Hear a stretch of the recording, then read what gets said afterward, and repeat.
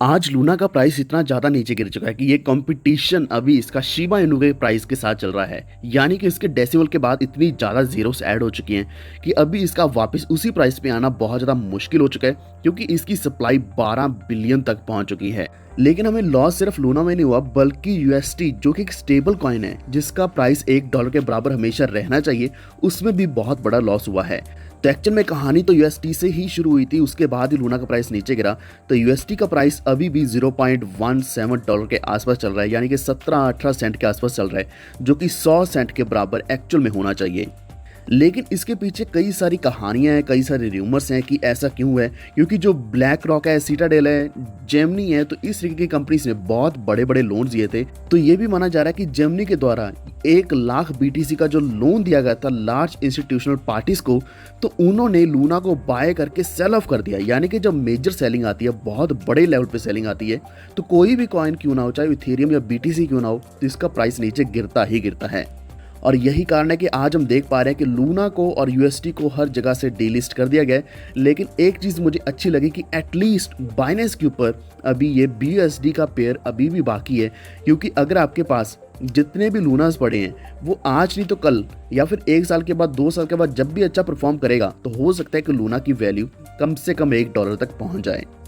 और एक और अच्छी न्यूज़ ये है कि लूना और यूएसटी अभी भी FTX एक्सचेंज के ऊपर अवेलेबल है। तो क्या लूना वापस आ पाएगा या नहीं, या फिर इसकी टीम कोई और कोशिश कर रही है या नहीं इसको वापस लाने की, तो ये सब कुछ हम डिस्कस करेंगे। वीडियो को अभी से लाइक कर दो, चैनल पर पहली बार आए तो वॉफरेट को सब्सक्राइब करके बेल आइकन दबा लीजिए। तो पिछले हमारे वीडियोस को आपने बहुत ज़्यादा प्यार दिया, मैं दिल से आप सभी का धन्यवाद करना चाहता हूँ।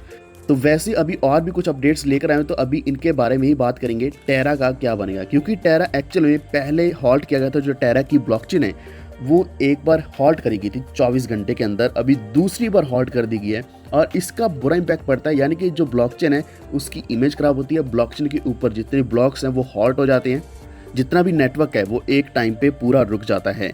तो इससे क्या है कि कोई भी भरोसा नहीं कर पाएगा टेरा के ऊपर कि इसके ऊपर कोई नया प्रोजेक्ट बिल्ड किया जाए।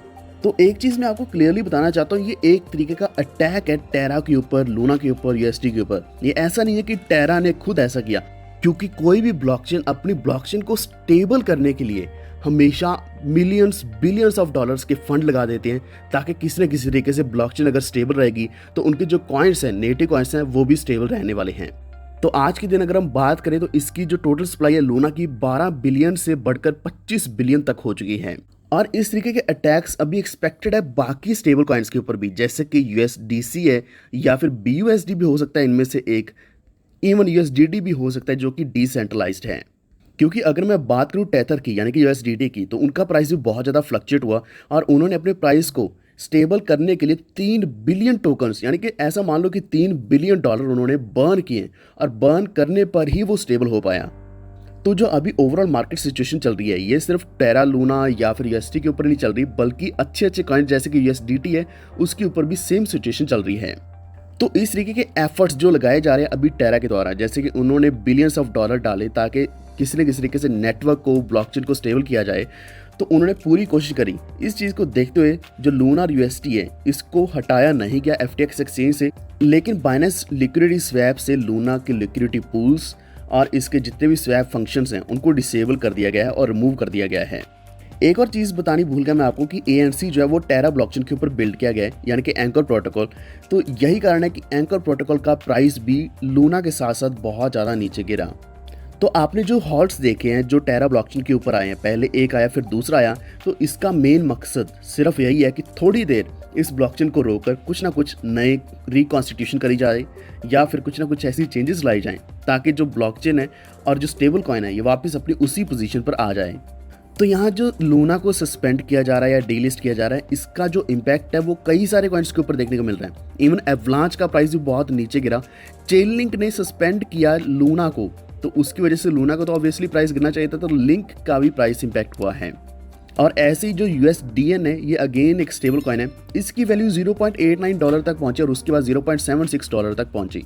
तो आप देख सकते हैं कि जितने भी स्टेबल कॉइन्स हैं इनकी वैल्यू $1 की बजाय नीचे पहुंचती जा रही है, कई सेंट्स का लॉस होता जा रहा है। लेकिन मैं फिर भी कहना चाहूँगा, चाहे लॉस हमारा ऑलरेडी हो ही चुका है, लेकिन यहाँ हमें घबराने की जगह इसी तरीके से थोड़ा पेशेंस रखना पड़ेगा, और लेकिन ये थोड़ा नहीं यानी कि सालों साल का पेशेंस रखना पड़ेगा, क्योंकि अभी प्राइस तो नीचे गिर ही चुका है।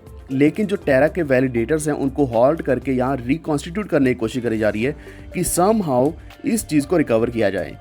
और हाँ, जो मैंने स्टार्टिंग में आपको बताया कि ब्लैक रॉक या सिटाडेल जैसी या फिर जेमिनी जैसी कंपनीज हैं, उनके जो र्यूमर्स फैल रहे कि उन्होंने लाखों डॉलर के लोन्स देकर किसी न किसी तरीके से यूएसटी को और लूना को नीचे गिराने की कोशिश करी है। और तो ये सच भी हो सकता है, क्योंकि अगर र्यूमर है तो र्यूमर्स बहुत बार सच होते हैं। अभी हम देख पा रहे हैं जो क्रिप्टो मार्केट है थोड़ा रिकवर हो चुकी है। तो एक्चुअल में क्या है कि जो यूएस स्टॉक्स हैं, इसी के साथ जो यूरोपियन है, एशियन स्टॉक्स हैं, सभी रिकवर होना शुरू हो चुके हैं। तो कल के दिन बहुत बुरी तरीके से नीचे गिरे थे, लेकिन अभी रिकवरी होने के साथ साथ क्रिप्टो मार्केट भी रिकवर हो रही है, लेकिन बहुत ही धीरे चल रही है। क्योंकि अभी हम देख पा रहे हैं मार्केट कैप अभी ओवरऑल क्रिप्टो का सिर्फ 1.2 या 1.3 ट्रिलियन डॉलर के आसपास ही पहुंचा है, लेकिन एक्चुअल में ये कम से कम 3 ट्रिलियन डॉलर होना चाहिए। तो पिछले कुछ समय के अंदर हमें एप कॉइन ने, जीएमटी कॉइन ने, माना, एचएनटी, गाला, इन सभी कॉइन्स ने बहुत अच्छा प्रॉफिट दिया है। तो ये कुछ ऐसे कॉइन्स हैं जो मैं आपको डम में लगातार सजेस्ट करने की कोशिश कर रहा था। हो सकता है कि आपकी बाइंग रेंज अभी भी बहुत ऊपर हो, यानी कि आपको प्रॉफिट ना मिला हो, या फिर एटलीस्ट आपका सिर्फ जो बाइंग पॉइंट था वहीं तक प्राइस पहुंचाओ, लेकिन आपको जल्द ही इसमें प्रॉफिट भी अच्छा होगा, क्योंकि अभी मार्केट धीरे धीरे रिकवर होना शुरू हो चुकी है। लेकिन इसके अलावा अगर आपका भी कोई सुझाव है लूना के बारे में, यूएसटी के बारे में, कृपया नीचे कमेंट जरूर करना। और बाकी अपडेट्स आपको हमारे टेलीग्राम के ऊपर मिल जाएंगी, वॉफ्ट ऑफिशियल सर्च कर सकते हैं।